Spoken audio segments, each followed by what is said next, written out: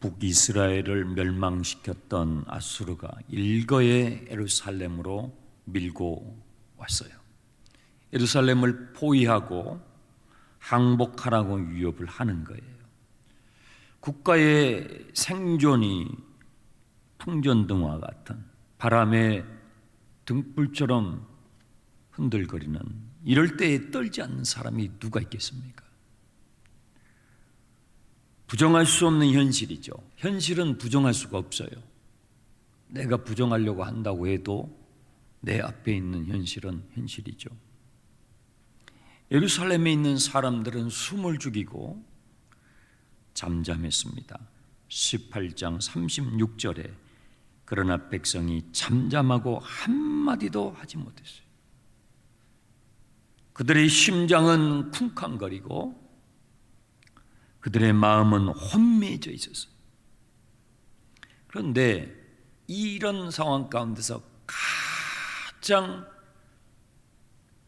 그 중압감을 견디지 못하고 흔들리고 있었던 사람이 누구였을까요? 이 모든 사태를 앞장서서 수습해야 되는 히스기야입니다. 지도자입니다. 앞에 서야 되는 그 지도자는 뒤에 있는 사람이 떨 때는 앞에 있는 사람은 몇 배 더 떠는 거예요. 이걸 다 수습해 가야 되기 때문에.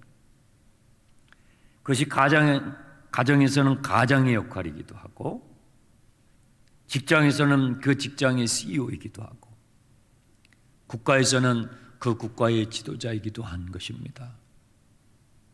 얼마나 두려웠겠습니까? 얼마나 무서웠겠습니까? 그 압박감, 책임져야만 하는 그 책임감이 얼마나 컸겠습니까? 이 아수르 왕이 보낸 그 사신의 대표가 랍사게인데 랍사게의 조롱을 히스기야 왕이 듣고 19장 1절 그 옷을 찢어요. 그리고 굵은 베옷을 두르고 어디로 갑니까? 여호와의 성전으로 나아가는 거예요.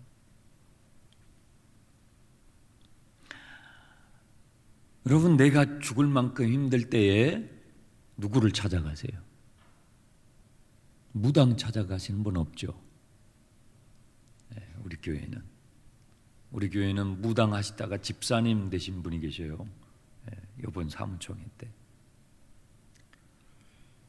내가 정말 죽을 만큼 힘들 때에 누구를 찾아가느냐? 어디로 가느냐?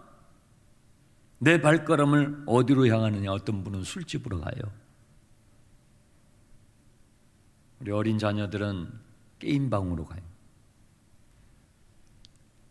잠깐 잊어버리는 거죠. 술 들어가면 잠깐 잊어버려요. 게임 속에 들어가면 잠깐 파묻혀서 그러나 나오면요, 술 깨고 나면요, 현실이에요. 현실은 그대로죠. 현실은 부정할 수가 없는 것입니다. 가혹한 현실, 떨칠 수 없는 그 현실을 다시 우리는 대면할 수밖에 없는 것이죠. 히스기야는요, 성전으로 가요. 성전으로 갔다는 것은요, 하나님께 나아갔다는 것입니다.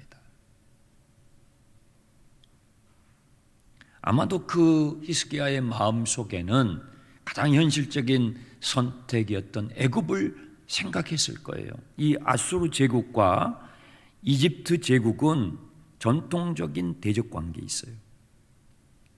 그래서 아수르가 힘이 세지면 애굽이 약해지고 애굽이 강력해지면 아수르가 약해지는 이 늘 대립 가운데 있었고 그 사이에 끼어 있는 작은 나라가 남유다예요.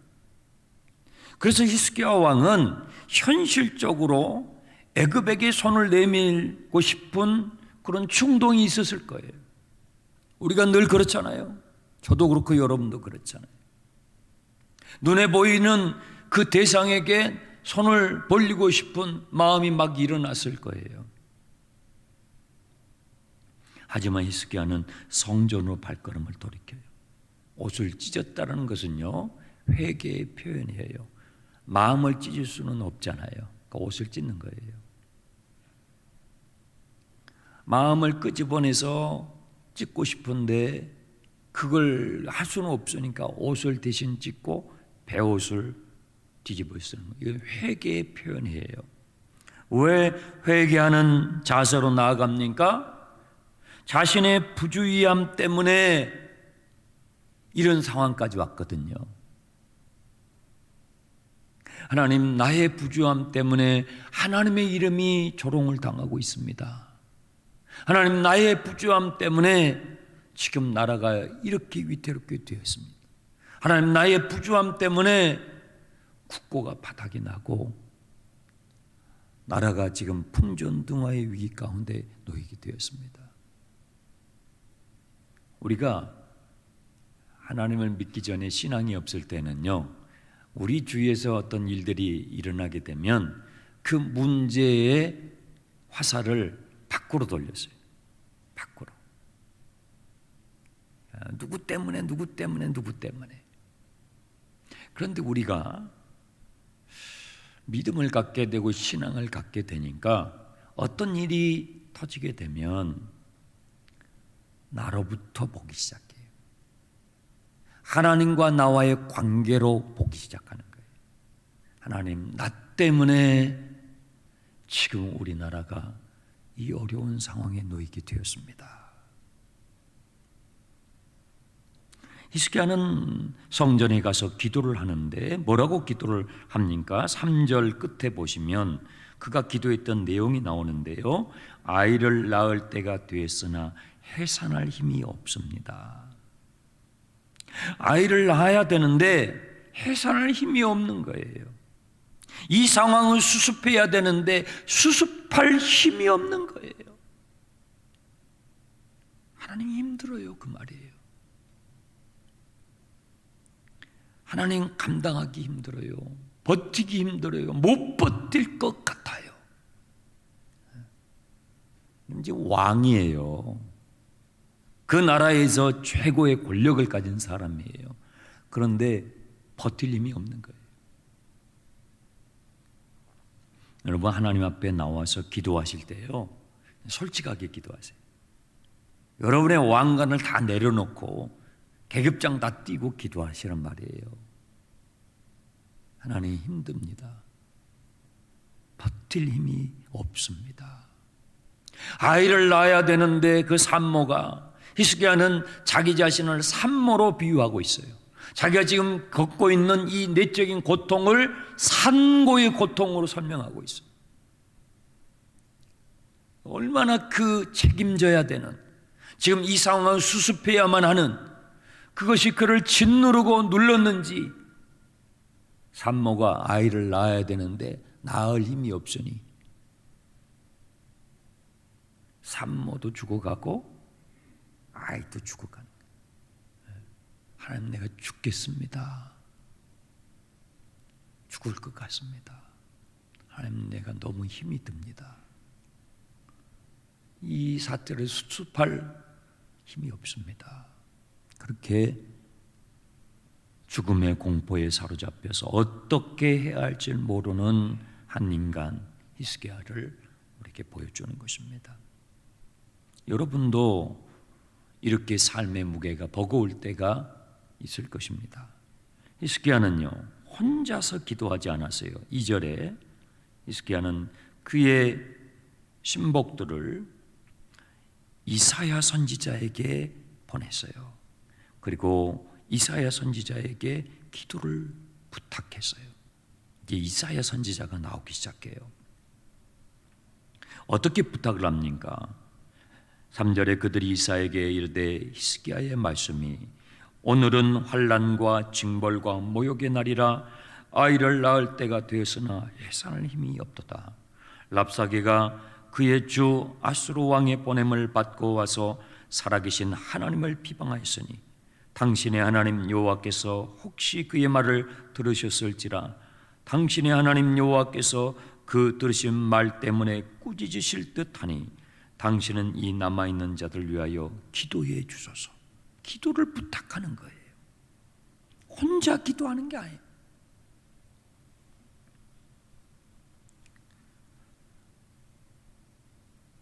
여러분은 여러분의 환난의 날에, 여러분의 징벌의 날에, 여러분의 모욕의 날에 여러분을 위해서 중보해 줄 수 있는 기도의 동역자가 있습니까?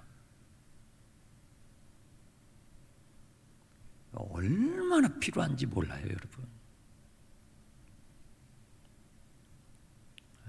죽을 만큼 힘들 때요, 나를 위해서 누군가 기도해 줄 수 있는 한 사람, 그건 정말 돈으로 계산이 안 되는 거예요. 그 가치는 얼마나 귀한지 몰라요.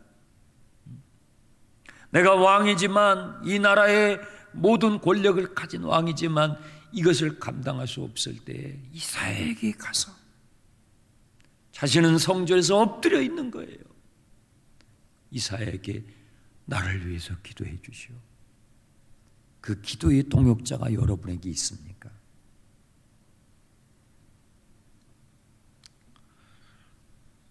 당신의 하나님 여호와께서 조롱을 받고 계시지 않습니까?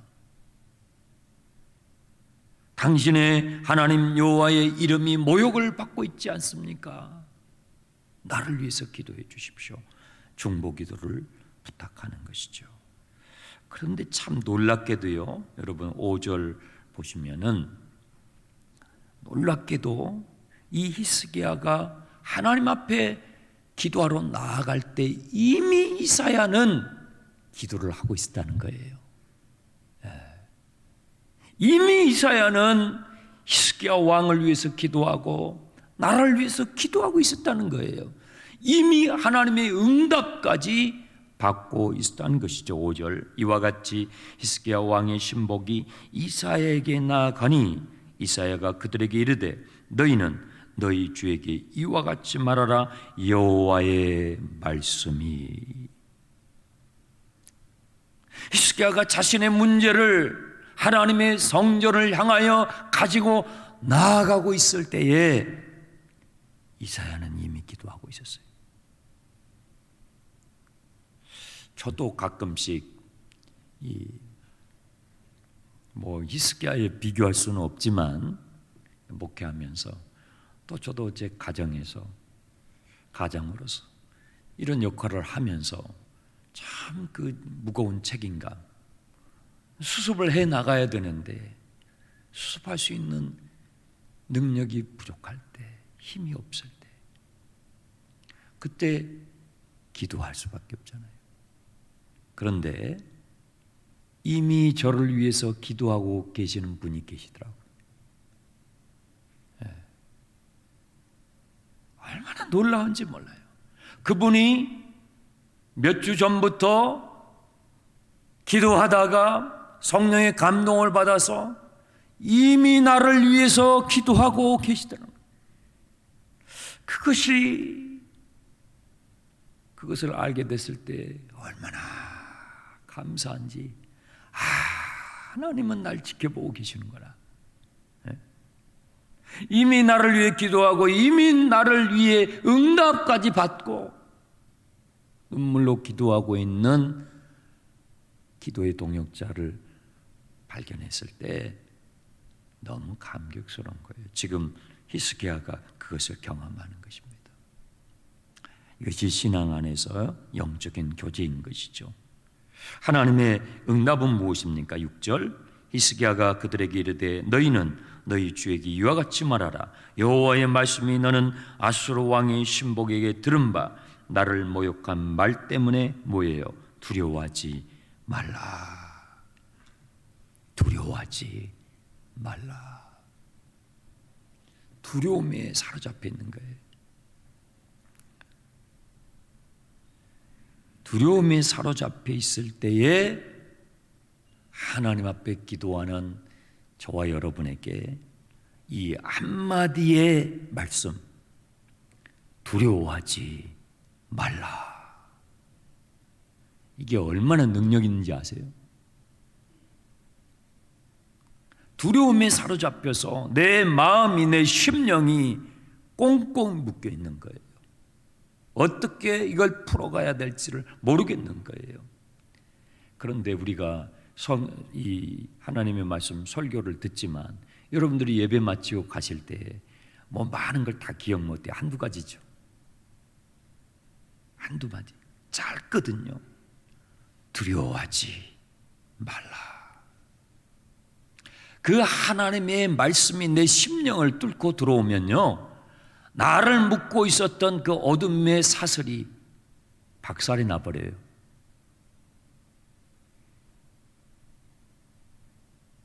이 예배의 축복이죠. 그게 성령의 능력이에요. 길이 보이지 않고 어떻게 해야 할 줄을 모르는 그런 상황, 꼭 죽을 것만 같던 그런 상황인데 하나님의 말씀이 내 마음을 뚫고 들어오는 거예요. 두려워하지 말라. 그 한마디가 우리를 억눌렀던 모든 사슬을 벗겨내는 거예요.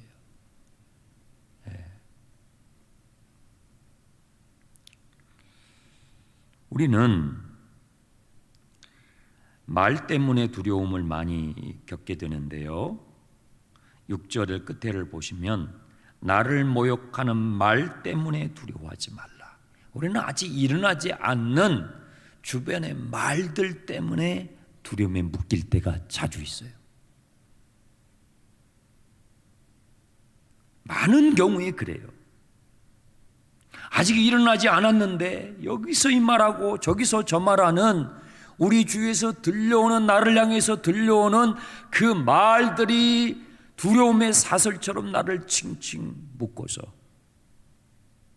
나를 꼼짝 못하게 할 때가 있단 말이죠. 그런 우리를 향하여 하나님이 말씀하시는 두려워하지 말라.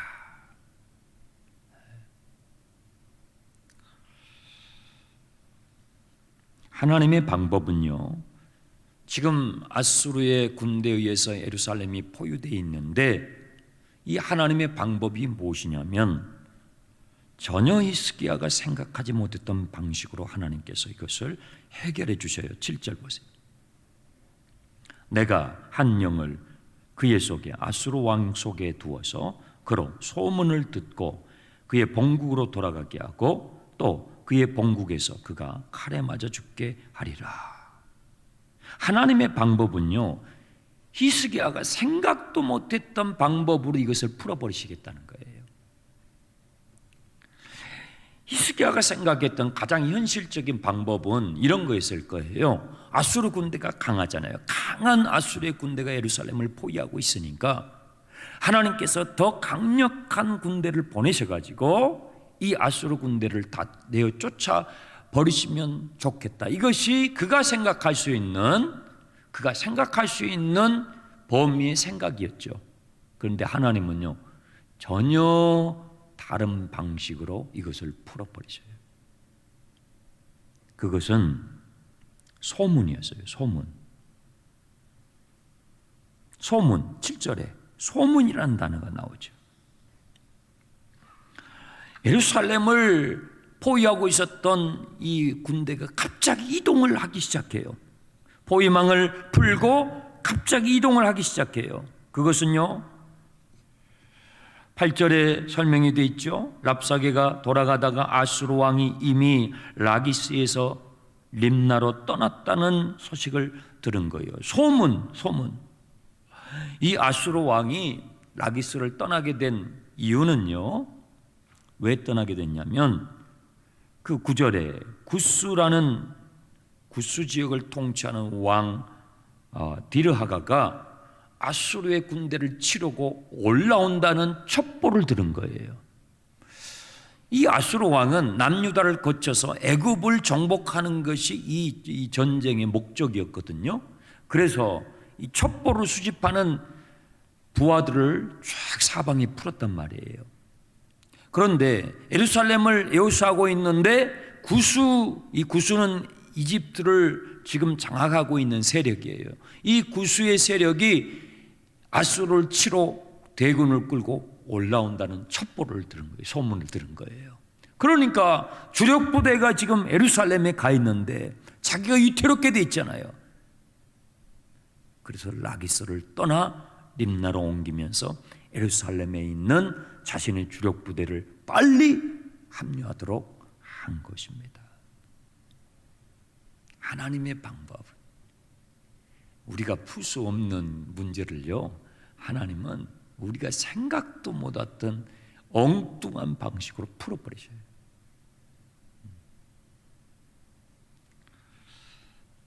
그런데 이 아수르 왕은요, 역시 호락호락하지 않아요. 그냥 물러나지 않아요. 림나로 옮겨가면서 예루살렘에 있는 이제 한숨을 쉬려고 하는 히스기야에게 편지를 보내요. 여러분, 마귀가 쉽게 우리를 놔주지 않아요. 그 편지의 내용이 무엇입니까? 10절을 보세요. 아수르 왕의 편지예요. 너희는 유다의 왕 히스기야에게 이와 같이 말하여 이르기를 내가 믿는 내 하나님이 예루살렘을 아수르 왕의 손에 넘기지 아니하겠다 하는 말에 속지 말라. 이 아수르 왕이요, 물러나면서 잠깐 후퇴하면서 편지를 써서 히스기야 왕에게 보내는 거예요. 너 지금 착각하지 마. 내가 지금 잠깐 물러갔다가 다시 올 거야. 너 이것을 오판하지 마. 네가 믿는 하나님이 나의 손에서 너를 구원할 수 있을 거라고 속지 마. 이 편지를 히스기야가 받는 거예요. 여러분, 사탄은요, 우리를 어떻게 위협을 하냐면, 지금 이 아수르 왕이 보낸 편지는요, 이사야 선지자를 통해서 히스기야 왕에게 예언하셨던 하나님의 예언을 정면으로 뒤집어 버리는 거예요. 마귀는 우리가 하나님 앞에 나와서 예배하고 힘을 얻고 소망을 얻고 돌아갈 때에 우리가 붙잡았던 하나님의 말씀을 다시 뒤집어 버려요. 뒤집어 버려요. 네가 믿는 하나님, 네가 예배를 드려서, 그런데 현실은 똑같잖아. 뒤집어 버려요. 그럴 때 우리는 다시 두려움에 사로잡히는 거예요. 11절 보세요. 아수르의 여러 왕이 여러 나라에 행한 바 진멸한 일을 내가 들었나니 네가 어찌 구원을 얻겠느냐. 내 조상들이 멸하신 여러 민족 곧 고산과 하란과 레셉과 드라살에 있는 에덴의 족속을 그 나라들의 신들이 건졌느냐. 하마드 왕과 아르밧 왕과 스발와임 성의 왕과 헤나와 아와의 왕들이 다 어디 있느냐 하라 하고 편지를 써서 보내는 거예요. 야, 네가 기도하면 뭐가 달라지냐? 현실을 봐 똑같잖아. 하나님의 약속을 붙잡고 나아갈 때 그것을 그대로 뒤집어 버려요. 이것이 마귀의 전략이죠.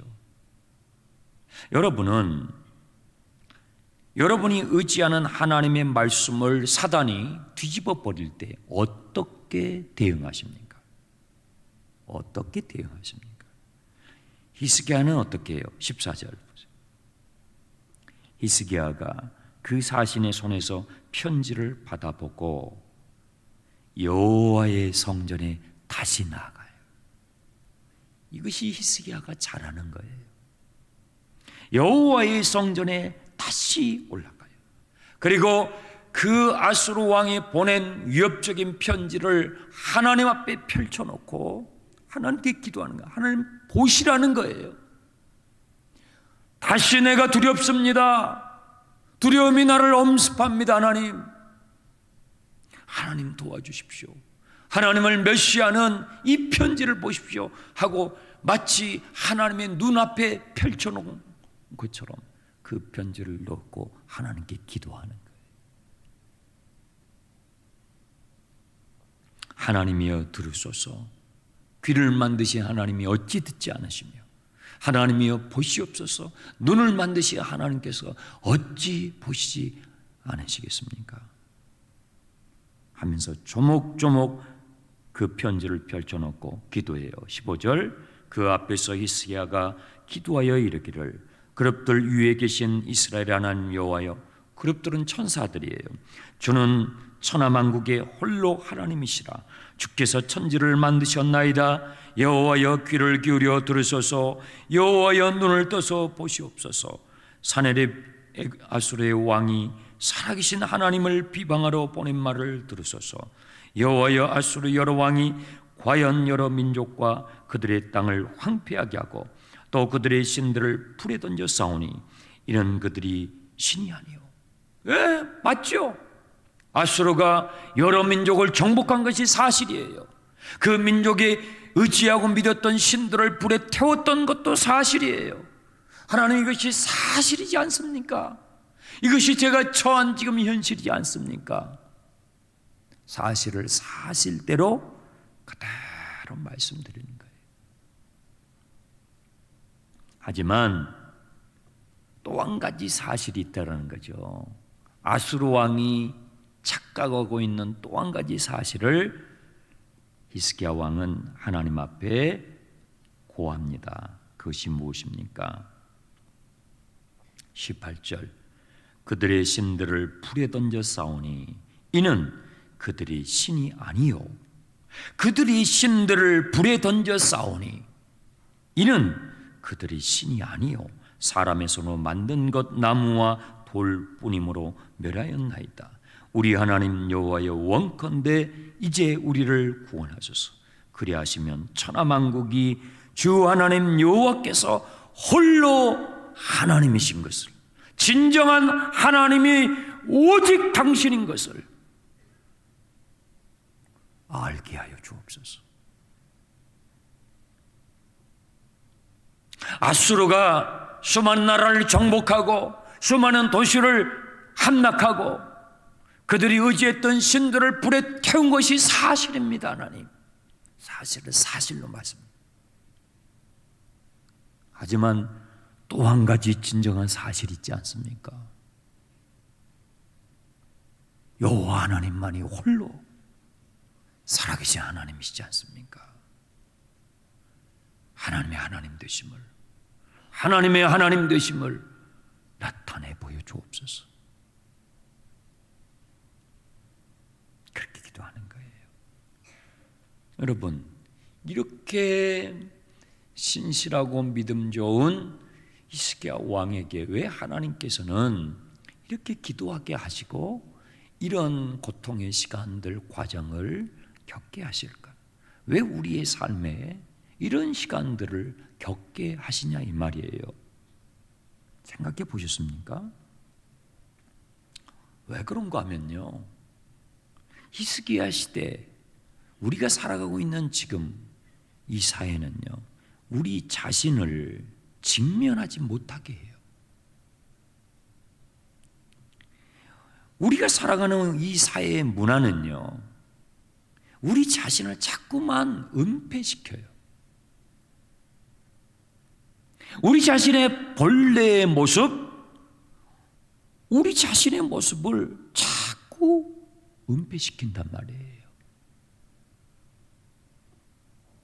우리는 우리 자신을 들여다볼 기회를 얻지를 못해요.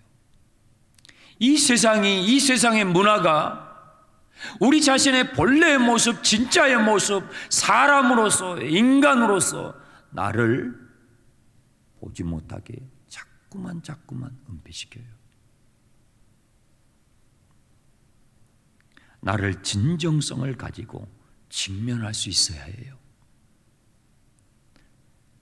내가 누구인지, 인간이 무엇인지, 나 자신을 진정성을 가지고 직면할 수 있어야, 물을 수 있어야 여러분 하나님을 붙잡을 수가 있는 거예요.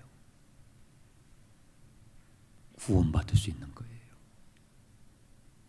나를 직면하지 못하는데 인간이 무엇입니까? 라고 물을 수밖에 없는 상황이 돼야만이 하나님을 찾을 수 있단 말이에요. 그런데 진정성을 가지고 나를 직면하는 시간이 없어요. 기회를 못 가져요. 다 딴짓 하느라고, 돈 벌고 이것 하고 저거 하느라고 자기 자신을 볼 시간이 없는 거예요. 그래서 하나님은요, 이런 기회를 주시는 거예요. 저는 어떤 면에서 팬데믹이 우리 인류에게 주시는 하나님의 선물이라고 생각해요. 왜요? 인간의 인간됨을 보게 됩니다. 인간이 얼마나 무능력한지, 인간이 자랑했던 문명과 학식과 지식과 인간이 자랑했던 것들이 얼마나 허망한지, 인간이란 무엇인가, 나는 무엇인가 묻지 않을 수가 없잖아요. 그걸 물을 수 있어야 하나님을 붙잡게 되는 거예요.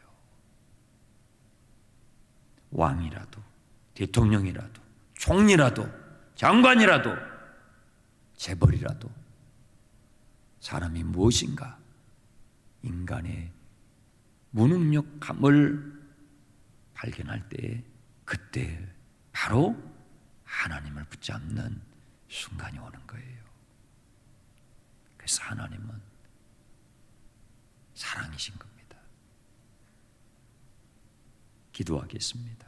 하나님 아버지, 팬데믹이 우리 인류에게 주시는 선물인 것을 알아 인간이 무엇인지를 물을 수밖에 없는 이 상황 가운데서 그저 바이러스가 지나가기만을 기다리는 것이 아니라 내가 누구인지, 인간은 무엇인지, 하나님이 누구신지를 묻고 홀로 우리의 예배를 받으시기에 합당하신 그 하나님을 붙잡을 수 있는 구원의 기회가 되게 주시옵소서. 예수님의 이름으로 기도합나이다.